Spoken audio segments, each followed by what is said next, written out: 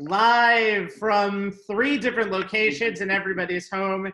It is a special edition of On the Sports Lines. It's the first and only, hopefully first, but probably will be of many quarantined editions of the show. Jay Kaplan is to my left or in another box. I don't know exactly how you're looking at this right now. And down below me is Mr. Anthony Strait. Good evening, gentlemen. Good evening. Hey, what's going on? Well, sports are pretty much on pause, but we have enough to talk about since we haven't seen you in about a month. Yeah. And 2 weeks ago, we were in a completely different world when we had to cancel a show. Mm-hmm. But now we're all here talking about a lot of different things. On the show tonight, the obvious elephant of the room of COVID-19, Noah Syndergaard getting hurt on his day off. Who does that? Tom Brady in Tampa Bay and the universe not necessarily being in order. And which team won free agency? Gentlemen, we'll start with the reason why we're here, and that's COVID-19. Yeah. 15 days ago, a game between the Utah Jazz and Oklahoma City Thunder had to be postponed because of the learning of Rudy Gobert being the first NBA player and really first public figure to have COVID-19. Yeah. It started the trend to all of sports, which we will get to in just a second. But let's start and do a quick sport-by-sport rundown. Jay, the NBA has said they will not be back for at least until the CDC has their guidelines pulled, which is mid-May. People are thinking more like mid-June. When and should it return in 2020? Honestly, I've been reading up on all the potential scenarios on The Athletic, and the interesting one for me was by John Hollinger, and what he was imagining is that we're talking about, every team has played about 60, 65 games. So at this point, whenever they come back, I don't think you're going to see them attempt to get all the way to 82. I think you're going to try and see them get everybody to either try and get everybody to 70 or just basically give everybody 5 regular season games and then jump into the playoffs. I haven't seen too many scenarios where people are like talking about, blowing up the playoff format or adding anybody. But this does seem to be the most logical thing in terms of getting the season back up and running. I think because you got to remember, you also got to have a bit of a mini training camp when everything returns to normal, whatever the new normal is. So that's kind of where I see that happening. I'm kind of inclined to agree with that scenario. The question is, how far into the question does it start? It's not going to start in the month of April. We should forget about that right now. The question is it May? Is it June? How far before are we going to be along before we can even get a mini training camp up and going? And then if it's summer, you're talking about finishing the NBA Finals in August, and then you're basically turning around in October and starting a new season again. I think no matter when it actually starts and when it actually ends, I have a feeling you're going to see next season pushed back. And I don't think Adam Silver's going to mind if the season starts around Christmas so they have less competition with the NFL. Well, you think about it, the 2011-2012 season started on Christmas Day because of the lockout. Mm-hmm. And it turned out to be one of the more exciting seasons the NBA had in recent memory because of the condensed schedule and the fact that every week felt like a push for the playoffs because you had to play so many games in such a short time. Yeah. Remember, in 1999, they had the same issue. They only played 50 games that year before they jumped right into the playoffs. I was at Madison Square Garden. Remember, Jay, you and I was talking before the start of the Big East tournament about we're going to get to the next topic about March Madness being played in front of an empty arena. Yeah. And literally at halftime, I'm getting Rabbi's text about the Jazz and Thunder game being postponed, and then I'm on the train ride back, and I feel hit by Rudy Gobert. By the time I get home, the NBA postponed the season. Mm-hmm. You know what? I gotta give Adam Silver a lot of credit because he kind of took the forefront on this because it's like, okay, we have an active player who has tested positive for COVID-19. We cannot put other players, personnel, and even officiating at risk right now because there was part of the reason why that that Kings and Pelicans game later on that evening was postponed was because the Pelican players learned of one of the officials calling a Jazz game days prior to, and that the official was exposed to, he was around Rudy Gobert, so he was exposed to the coronavirus, and they did not want to take the court. Yeah. But right now, the way things are looking, you guys give it like this. Right now, every day it's like it's a new layer to this reality that we're dealing with right now. Yeah. And we are seeing positive tests pile up. We're seeing, unfortunately, casualties pile up as well. Yeah. So it's like, someone Mark Cuban said, ideally, May would be a great time, late May, maybe around Memorial Day, But right now, we don't know because, we're getting reports of 4 Nets players getting tested positive. And then we're hearing about a staff member from the Denver Nuggets and staff member from the Sixers. I mean, it's all across the league. It's across the league. And the Lakers, and we know of 2 Laker players, their names weren't released, that tested positive and had to be in quarantine. And the thing is, we don't know how rampant that this may have been around the league. And it would be ideally, May would be a great idea, but maybe June would be best. Maybe play 5 games, jump right to the playoffs. Maybe condense the first round to a best of 5. Maybe. And then play, that was a format that was before 2003 when they went the full 7, best of 7 every round. Best of 5 was a little better. It added more excitement to the first round because less games mean there was a greater chance for an upset, a post-round upset. Yeah. Because you had to win you had to basically win 3 out of 5 instead of 4 out of 7. So you really didn't have the margin of error. Nope. And also that you probably get to play the series every other day instead of giving teams 2, sometimes 3 days off between a playoff game. And that was mainly because of the TV schedule. They didn't want to have games back-to-back, compete with each other as far as TV ratings. Yeah. So maybe they may have to go back to the way the playoff first rounds were, in the 90s and the early 2000s to kind of, if they want to really get a full playoff, some games in before the end of the regular season and the playoffs in its entirely, and actually be able to crown an NBA champion for this season. Agreed. I don't think they should have basketball again for the rest of the year. I think it's going to affect the next season. I think financially you're probably going to have something, but I think if that's the case, you start with the playoffs and then we'll go from there. There's no right answer to this, and honestly, I know it's the farthest thing from everyone's mind right now, but the NBA will recover whenever they come back, whether it be in June or it be next season, October. Let's go quickly and have some final thoughts on March Madness being canceled. I believe it's the first cancellation of ever kind for this, and it's sad. Tonight would have been the first round of the Sweet 16. We would have had games in the area. Jay, final thoughts on March Madness? The hashtag March Sadness started trending real quick, and it's perfectly appropriate. If you think about it, it's the one time a year where crazy college hoop fans like us, and even casual hoop fans, this becomes must-see television, and it becomes gathering events. It's the only time college basketball really becomes a large football watching type community event. Everybody loves to get in on the brackets, and watch the upsets, and did you pick them, and all that type of stuff. So there's a whole lot that goes on with the tournament. From stem to stern, it's just, you guys know, I say it every year when we do our 2 shows in March.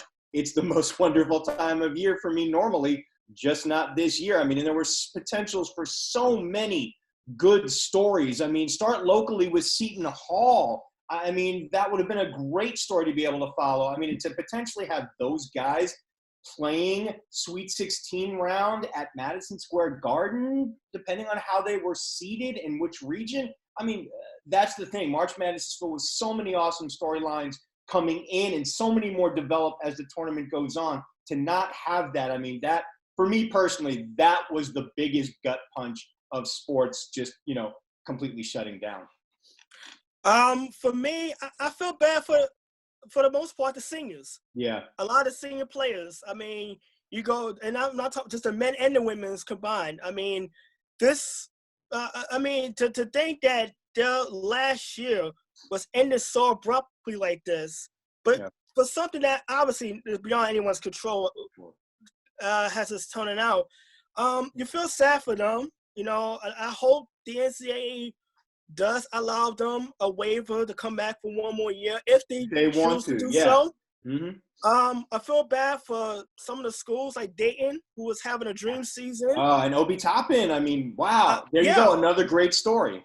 I feel bad for Dawn Staley over on the women's side. And her, and I feel bad for them because they were the top team in the country. I feel bad for Rabbi, us, Hofstra. 19 years, and we was finally, like, literally the night we had our conference call for that show that week, I was watching Hofstra win the Colonial Athletic you were talking about it in the production meeting. And you feel like really hard, you feel heartbroken because yes, there were so many great stories. There were a lot of games, like for us, college basketball, but you're diehard, you're casual, you're playing college basketball, pool in your office. I'm gonna miss taking money from my coworkers this year, which sucks. I'm gonna miss running the pool. I've won 2 of the last 3 years. I mean, I'm pretty much kind of the guy in that office. But I think back to it, and it's like, yeah, this would have been a great today alone. Just think about this. You would have had the start of Sweet 16. You would have had Major League Baseball opening day. You would have had the NBA, the NHL with their push for the playoffs. You basically had 2 local teams, the Islanders and the Rangers respectively, 4 games apart for the final 2 playoff spots. And how that would have played out, had the season been able to continue. There was a lot of things that was going on that, sadly we're not going to be able to see. But like I said, for the seniors, my heart really goes out to them because their college careers pretty much come to an end like this. I can't pronounce her last name. Sabrina Ionescu. Of Oregon. I would have loved to see what she would have been able to do on the national stage for Oregon, and the extra motivation, because remember, Kobe Bryant was such a big advocate of women's basketball. Yeah, she dedicated and her she was one of those many young players that Kobe took the time out to take under the wing. Yep. And I would have loved to see what she would have been able to do on a grand stage. Yeah. And it sucks. Gino Amiano with UConn, the women's Huskies, they're one of the strongest they've been in years past, but can they, can they dig deep and make one more run? Right. It's just always unfortunate, circumstances that we're dealing with right now. Let me talk. Yeah, before we move on, Sabrina Ionescu is definitely the first. Everyone hit on the points that I was going to talk about. Dayton, Obi Toppin, Sabrina Ionescu's last run in Oregon, future New York Liberty player, by the way. Yeah, she's going to be a Liberty player playing in Brooklyn. And again, Hofstra. As a selfish way to saying, it's to be at a school where they hadn't been in the tournament since you actually were an alum, and now technically their drought is still technically. Hey, look, your alma mater, St. John, literally had the game postponed at halftime. And the last game. Literally, they should have been playing the legitimate college basketball season. Yeah. I'm going to skip over the Olympics real quick because, that news did come out this week, though. What the hell took them so long? I know it's a $2.7 billion industry, but it was a very easy decision to postpone that a year. Yeah, but I think, Rabbi, the reason why they dragged it out is they were trying to, you got to remember, it's like a mid-July to late July start. So they were trying to hold out against hope that maybe, they could put this decision off until, late April, early May. But when countries started saying flat out, look, we don't care when this ends. We are not sending a team. They kind of had no choice but to, push it back to next year. Yeah, but the problem with that is very simply, people need to train and qualify. This is the time when they train the most. You can't do that right now. Like, you have whole countries in quarantine right now, and like us, with social distancing, we're staying home. We're trying to get the curve of this COVID-19 down as much as possible. And you have athletes, right? By the way, it's been kind of fun following some of the NBA players and the NHL players and Joe Buck on social media. Yes. Joe Buck doing play-by-play of real-life moments. That's hilarious. Yeah, and by the way, Mike, and also Doc Emmer's getting in on it too. I gotta watch it later on. Rabbi sent me the link, but yeah, you couldn't realistically have this going on in July when you literally can't have qualifiers at the moment. Fair. And that normally goes on around this time of year. Like, you have track, you can't run a track and field when you can't have Olympic trials. That's just the way it is. I mean, the smartest thing was to push it back a year, let athletes kind of reset, get through the real life is handed at all of us right now, and then let them have a full year to prepare for the Olympics, because it is it is a no-brainer. Yeah, it's a no-brainer. I think it was just like they're trying to drag it out, but at this point, come on. At this point, we really don't know how long this is going to last. So it would have been very unrealistic to try to still hold it in July. Anthony was very happy to see Lolo Jones emptying out that bowl of candy, by the way, yesterday, as Lolo Jones was celebrating the Olympics being postponed. Yeah, you know what? Between her and Lamar Odom, I don't know who has the worst case of sweet tooth in history. Like a Halloween-sized bag that she left out there. Quickly, because we're going to talk about baseball next, but Rob Manfred was interviewed last night and said a couple of things. Number one, 162-game season is completely off of the table. Number two, he was floating around the idea of 7-inning doubleheaders. Well, no, 7 innings in the second game of the doubleheader. Second game? Okay. Yeah. Okay, and it was floating an idea of doing 1 or 2 of these a week. Today, as we mentioned, it was supposed to be opening day. Baseball right now has about the same timeline as NBA does. Hope it's been May, expecting more like June. Guys, we miss baseball already. Oh, man. We really miss baseball. You see what I'm wearing today, right? Yeah, it's one of your many outfits that are coming in. Let's have some quick words about Major League Baseball and what they're going to be doing for their 2020 season. And you start this one, man. You know what? I can see maybe 130 games, maybe 125 around that time. If they start in May, that's been, like I said, this is just being idealistic. Well, then again, we have to deal with reality. If they start in June, maybe 100 games. Look, I think back to 1981 with the strike-shortened season, when they basically played 2 seasons in one. I think if they start in June, maybe they can get 100 games in. Maybe if they want to push the World Series back into mid-November, which if you're playing if you're playing a Northeast city, it's not the end of the world as far as weather. But if they can get 130 games in and a full postseason, that'd be great. But like I said, it depends on when they're actually able to start the season. Because if you're doing 130 games, you're gonna have to take away some of the interleague games and focus more on intra-league matchups, since that favors more into most of the tiebreakers if it comes to a postseason berth.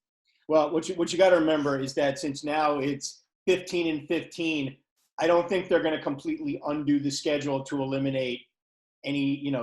What they're going to try and do, and I think 100 games is, to me, the best case scenario, because you guys have to remember that whenever this starts back up, and I think it's going to happen sometime between, if we're lucky, it'll happen in June. If not, we essentially may be starting the season at what would be, the All-Star break. And someone had the idea, I read this on The Athletic, why not start the season with the All-Star game or some type of All-Star game, and then go right into the rest of the season, do some day-night or back-to-back doubleheaders, same day, whatever.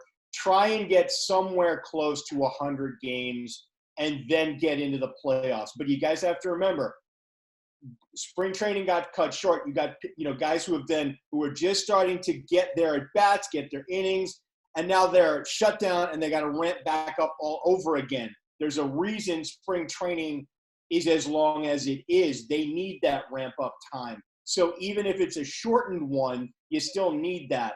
So that's going to, even if we start in June, you're still looking at regular season not happening until you hit July. So that's why, it'll be interesting to see if it's even possible. There are some people who feel that if this drags on, into the middle of the summer, even if it's like July 4th, that baseball should cancel its season. But I have a feeling again, due to the amount of dollars, and it's $1 billion industry, even though it may make sense, I have a feeling that once, if they're given the green light to resume, even if it's without fans, I think they're going to attempt to do something. But I got to tell you, I wouldn't want to be playing November baseball in somewhere like, here or Minnesota or Chicago. And then you run into the situation, okay, do you play the playoffs in neutral site places, either with domes or in warmer weather, so that you don't have to worry about, freezing cold and you don't get a new Mr. November. But, again, it's all speculative, guys. Yeah, this is the best we could do with this situation. I'm glad finally you mentioned neutral sites, because that not only brings the November option into play, it also brings a possible Mr. December option into play, which has been bullied around a bunch, shockingly enough. And I think baseball will definitely start their season. It's just a question. I hope so. Way. And also, after what happened in the offseason with the Astros and all of that, they need a redemption season, even if it's a shortened one. They need 2020 like baseball needed 1920 coming out of the end of the Black Sox scandal. Interesting. I didn't even think of it that way. All right. So, Anthony, since you are wearing a Mets jersey, let's talk about something else that happened this week. Noah Syndergaard is getting Tommy John surgery. It is out for 2020 and part of 2021. Yeah. Hey, Anthony, what does this affect? How does this affect the Mets rotation? For the short term, it's a big blow because Noah Syndergaard is one of your top players. But then you got to realize that the Mets did they add pitching depth with adding Porcello and Michael Walker to kind of back end that rotation. And when you take out with Syndergaard now out of the rotation, that kind of puts Steven Matz back into kind of 5-man rotation, whereas he would have been more likely the odd man out and come out of the bullpen. But as far as Syndergaard, this is a bad time for an injury because he was part of trade speculations last year, and this year he went through salary arbitration. I don't know if we might have seen the last of him in a Met uniform, because if he's out all this season and part of next year, who knows if he may be traded down the line, or I gotta look up when his contract expires. But he's got 2 years left. He's got 2 years left. So if he does come back, there's a good chance it'll be in another uniform. It may not be with the Mets, for all we know. But as far as the Mets, is the rotation, it goes from being a formidable rotation to a pretty good, but not stellar once you get past Jacob deGrom. Marcus Stroman has had some good years, but also he's coming off a down year. Porcello struggled last year. Michael Walker is more of a back-end rotation starter at this point. A lot of potential.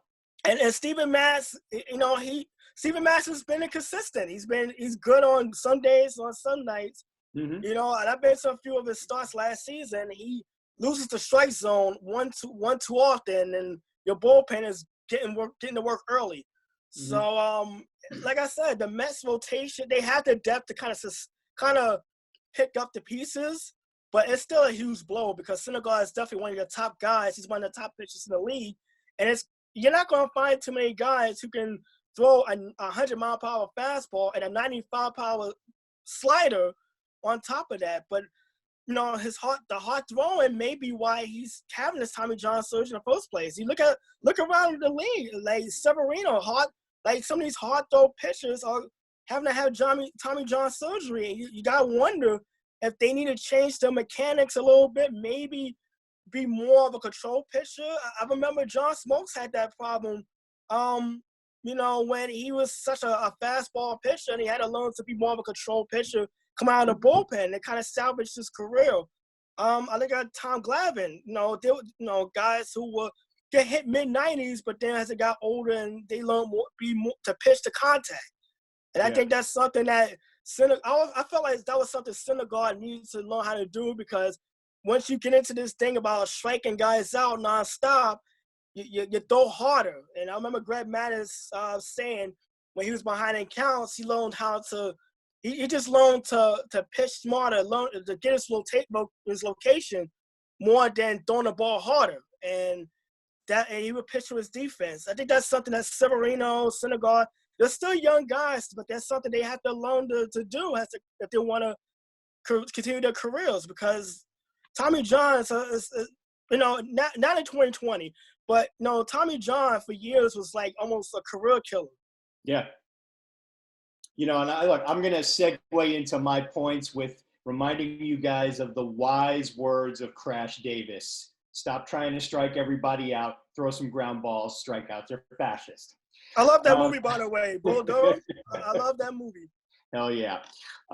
It's an awful thing for Syndergaard, for his own, physically for himself. But, he had two years left on his contract before he hits free agency. Now he's going to miss half of that time if rehab goes well. He was scheduled to make a little under $10 million this year. And if you think about it, his rehab could force the Mets to rethink whether they were going to tender him a similar contract, for when you got past the 2021 season. He's now going to be entering his free agency, season with less of a strong position than he had, coming in. And, here's the thing that that I forgot about.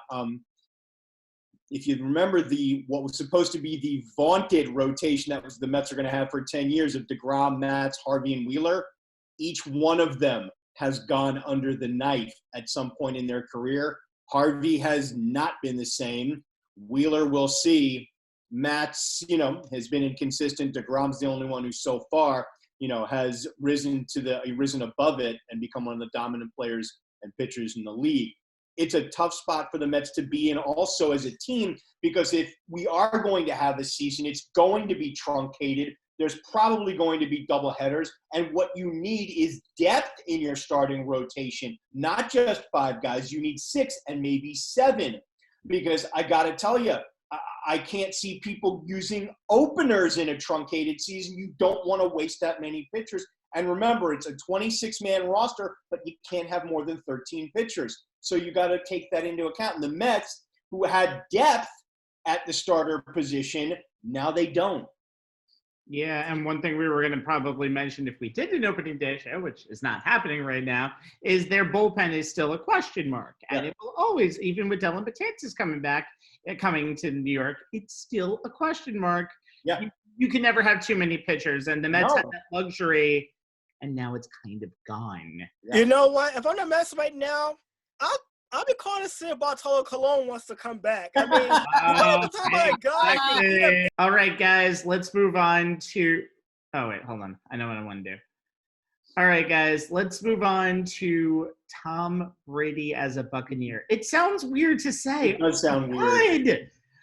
In one of the worst days in Boston history, Tom Brady on St. Patrick's Day left in a full-page social media ad – leaving the Patriots, and then basically going pretty much right later that day to the Bucks. And Boston people couldn't actually go to bars and drink because of that, because they were all closed. Oh, my God. Tom Brady is a Buccaneer again. Really, really weird. Jay, whose fault is this? Look, I don't know. I think people are going to look to lay fault somewhere, and Belichick's the easy guy to make as the villain. He's considered ruthless, insensitive, the whole 1 year too early as opposed to 1 year too late. And he doesn't seem to have any emotions about doing that. So he's going to be the obvious villain. I was one of those people who kept telling anybody who would listen, they say, Jay, you're going to talk about this on your show at some point. Where do you see him going? What do you hear and what do you read? I'm like, he's going back to the Patriots. Come on, this is a no-brainer.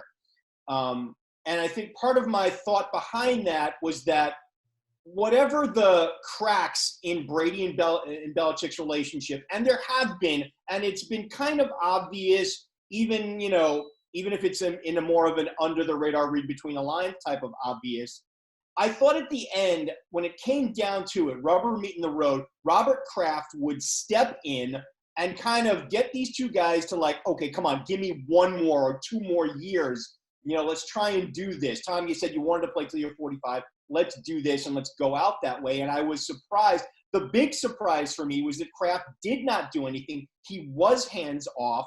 So I was kind of surprised at. But the fact that Brady walked, I mean, there comes a point, I guess, where you get tired, of the same grind over and over. And if it's not fun, as Ted Williams used to say, if it ain't fun anymore, time to hang him up.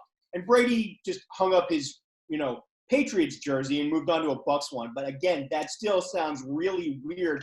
So Chris Godwin, you better get something good out of Brady if you're giving up number 12 to him. It's going to be interesting. And the surprising thing for me, guys, was that Tampa Bay and the type of offense that Bruce Arians runs would not seem to be an ideal fit on paper and just, tip of the iceberg to be a good fit. I mean, if you think about the guys that Arians has worked with, starting with, you can go so far back as, the guy who quarterbacks my team when he's healthy, Ben Roethlisberger, guys who are, Jameis Winston last year, guys who have big arms because he's all about downfield passing. And that's not really Brady's strength. So it'll be interesting to see.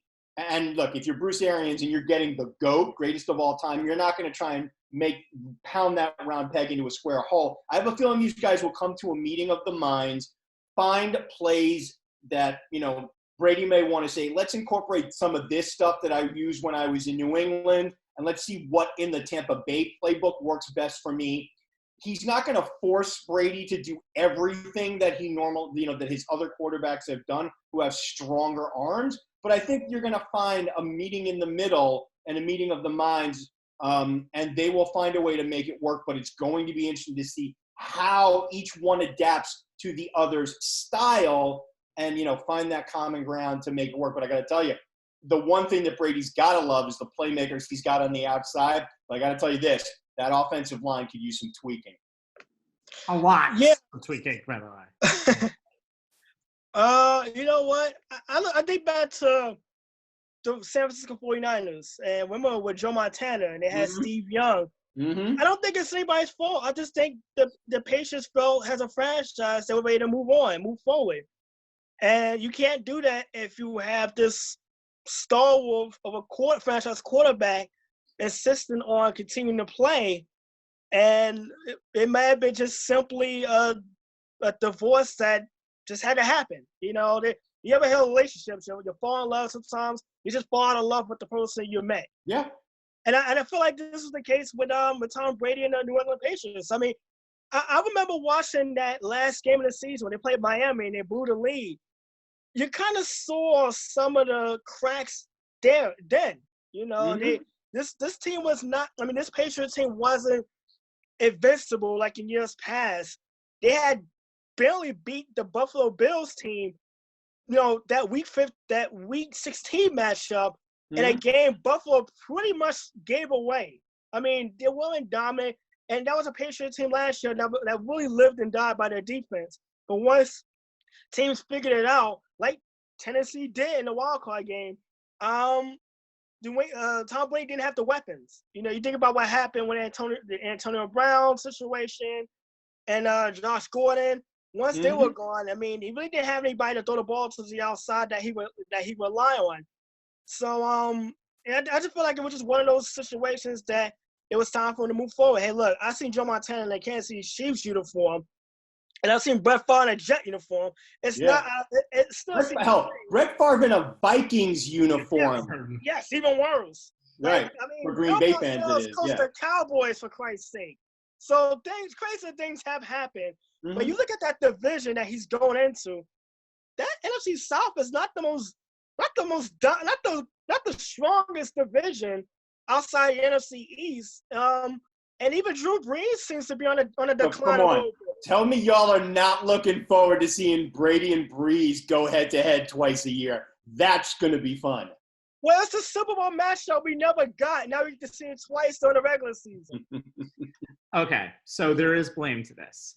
There is definitely blame to this. Tom Brady wanted to be loved by the New England Patriots because of all of that he did for them, taking pay cuts, giving them the money that they almost never spent. And he asked one time and one time only. And Bill Belichick basically said, no. You were right that Robert Kraft was very non-committal about the whole situation. It just seems weird to me that the New England Patriots would rather go into a season with Jared Stidham. Sorry, Sean Roman, the resident Auburn. Hoyer. They brought Hoyer back. They have Hoyer, but, I mean, the goal is everyone's now talking of Jared Stidham as this great quarterback. You got him in the 4th round from Auburn. Please. You need to have a plan, New England. Look, you guys, we all know the only people who's going to be singing Jared Stidham's praises is Sean Roman. That's exactly what I'm saying. That's exactly what I'm saying. Who knew? He called Gardner Minshew, who is now the Jaguars' starting quarterback, and now he has probably the Patriots heir apparent. Quickly, where are the Patriots finish in 2020? Honestly, guys, I think the AFC East is a lot more, there's less gap now between top and bottom. I think the Patriots' ability to contend will all depend on who is taking snaps from center. To me, it's that simple. And right now, I can't pencil them in. I think you kind of have to give. Somebody is going to get the edge as the, preseason favorite. You got to go with Buffalo. They just added Stephon Diggs as another weapon out there on offense. I mean, and that was well done. They have a decent defense. They've got other, playmakers, and I think they're the ones best positioned to make the jump to be the new beast of the AFC East. Yeah, I think I'm going with Buffalo on this one. I mean, the Jets right now, we don't know what the heck is going on. They just lost Robbie Anderson. And it's like, well you already didn't have enough weapons for Sam Donald. Now you lose probably one of his more dependable receivers from last season. Miami, they came on strong last year, but I think they're still a couple years away. Yeah, I mean, nice offseason upgrading their defense with depth, but you still don't know what's on the other side of the ball, and I got to agree with you there. Yeah, and you think about the Buffalo Bills. I mean, they were right there. They were neck and neck with the Patriots. Yeah. And they could have, if they won that game late in the season up in Foxborough, they would have caught and passed New England in the standings. But you think about how they lost that playoff game down in Houston. Well, they had it. It was right there. Yeah. Josh Allen, one more year of experience. Maybe he don't do anything crazy like he almost did in that overtime in the wild card game. Remember the scramble and the ill-advised lateral that almost turned into a fumble. Yeah.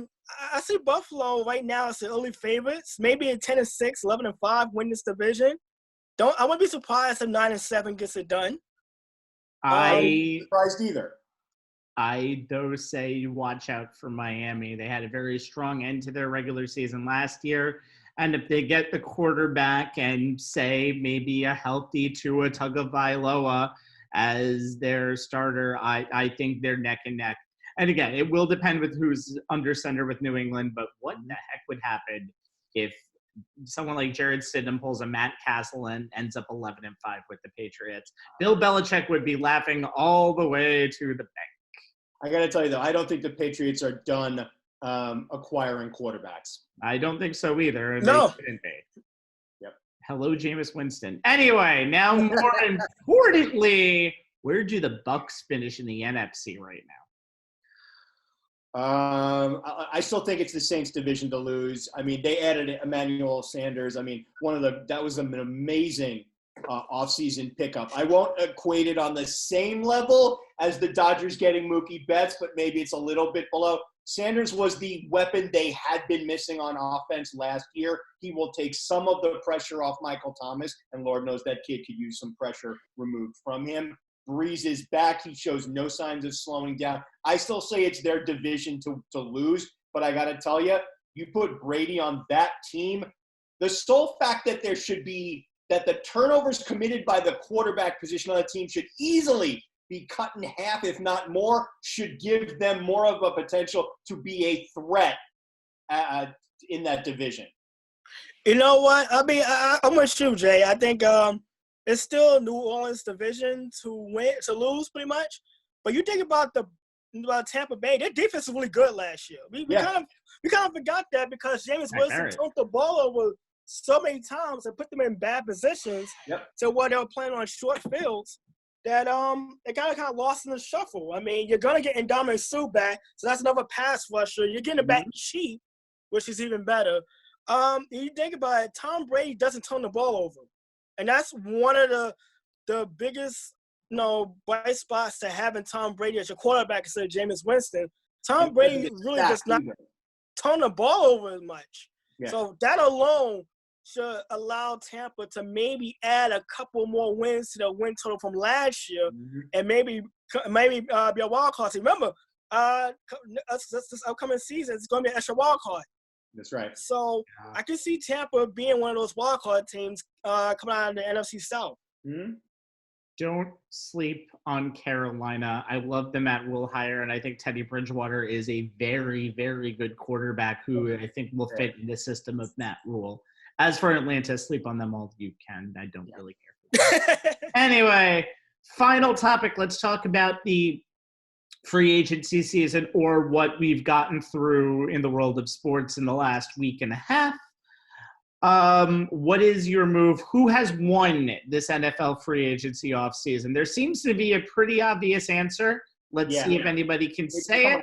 It's the Cardinals. Damn right. Completely fleeced Houston and getting DeAndre Hopkins. What the heck are the Texans thinking? You have one of the best young quarterbacks in the NFL, and you give away his number one receiver. What are you thinking? And for David Johnson, of all people, come on. Further proof that their head coach should not be their GM. You know what? The Texans are definitely the biggest losers. I mean, it's not the fact that you gave away DeAndre Hopkins. You are basically overpaying Randall Cobb to do a third of what DeAndre Hopkins has been able to do just by himself last year. Think of it like this. Cobb has over 1,800 yards in 3 seasons combined. Hopkins has 1,372 by himself last season with Deshaun. By the way, it's not great to have your superstar quarterback throwing subliminal tweets from rap lyrics. Yep. And not happy and possibly wanting to get traded out of there. I don't know what the hell is going on in Houston, but they're definitely the biggest losers. Yeah. You know what? Another big winner, I would say Buffalo, getting Stephon Diggs. Yeah, and getting a deep threat for Josh Allen, because I think that was one thing that was definitely missing from that offense last season. Was someone who can go over the top against a secondary. And Stephon Diggs definitely is a big-time quarterback. I mean, wide receiver who can do that. Yeah. One move that I know that's not going to get a lot of praise that I do like was the Steelers adding Eric Ebron, because I didn't have much of a what? choice. I like this move because I can't remember the last time Ben Roethlisberger had a good tight end to throw the ball to, not since Heath Miller. Yeah, and that's going back. I mean, it is. I know, and Roethlisberger has been known to really be pass happy and like to check down to his tight ends. And Ebron, a guy you can line up on the outside, has a receiver. That's another added weapon. So I think that's a good thing. I like what the Giants are doing also, because they're paying more attention to their defense. You add Blake Martinez, who's had well over 100 tackles the last few seasons, as someone who can actually run that defense. I just didn't think Alec Ogletree was that guy who can really command really get control of that defense. They added James Bradbury to kind of show up a really bad secondary last year. but definitely Buffalo would be my winner as far as free agency. If the Chargers can pick up the phone and maybe give Cam Newton a call, I might bump them up a little bit because they have Tyrod Taylor already. It's not like they have to change the system for Cam Newton. Yeah, I mean, that's fair. Though, I mean, what's surprising, the only thing that I have with the Giants is the way they tagged Mr. Williams. I kind of don't get that. I still think the guy has value, but I think the Giants reached, / overpaid in that one. The other thing about Ebron, the Steelers' offensive coordinator, Mr. Fickner and Mr. Canada, who's newly on board, those guys are going to have to figure out a way to use him that doesn't involve blocking because that guy can't block his way out of a paper bag. And he does have a propensity to drop passes, but he is a threat in the red zone, and that's something the Steelers do need. So it's a question of using him properly. Rabbi, I'm going to throw this at you. I think one of the strangest moves of the offseason, one of the teams that had the strangest off seasons, is the Bears. Trubisky, but come here, Nick Foles, and why the heck are they signing Jimmy Graham again? Well, Jimmy Graham isn't really the greatest tight end in the world, but he did make some plays for Green Bay. I think the Bears just have no confidence in Mitch Trubisky, and there's a lot of people on his own team that called him out too. So that's kind of why I think they traded for Foles. I don't understand why Foles just did not prove himself in Jacksonville last year, and he has an injury history. Don't sleep on what Cleveland did, by the way. Jack Conklin, Austin Hooper, BJ Goodson, and they got a decent quarterback just to kind of scare Mayfield a little bit in case Keenum. And Miami spent a ton of money and got a lot of free agency. They kind of did what the Jets did last year and spent all of their money and wants to at least make splashes out there. Well, if you look at who they brought in, they added depth to a defense that could use it. Byron Jones at cornerback, or linebacker Kyle Van Noy from the Patriots, and defensive end Shaq Lawson. It gives Brian Flores more to work with, and he needed more to work with. I got to tell you, one of the under the radar things that has kind of gotten lost in terms of all these, the quarterback carousel.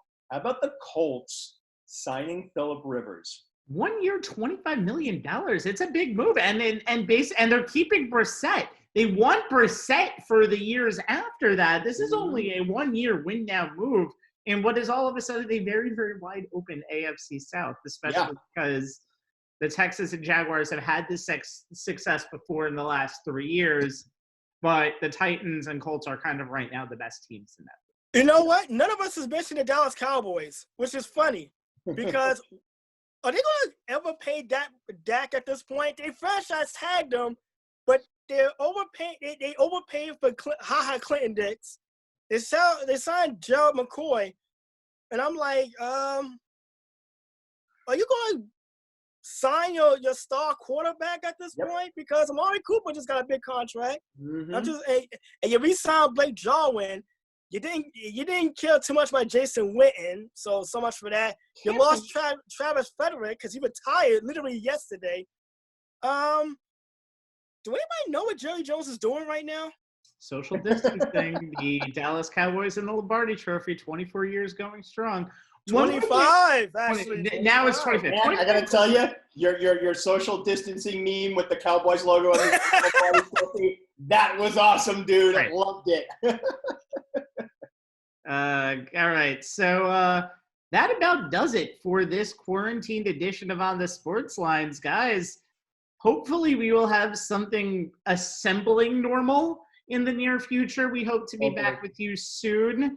We're going to try to do something for the NFL draft, which is coming up in just 4 weeks, which is still going on at its regular time, reaffirmed today by Commissioner Roger Goodell. Thank you very much for giving us some content. But for Jay Kaplan and Anthony Strait, my name is Stephen Rabinowitz. Thank you for joining us tonight. Please keep in touch on youtube.com/onthesportslines. Take a look at our Twitter and go to facebook.com/onthesportslines for more content. And hopefully sports will get up and running in the near future. Good night, everyone. Stay Good night. safe, everybody.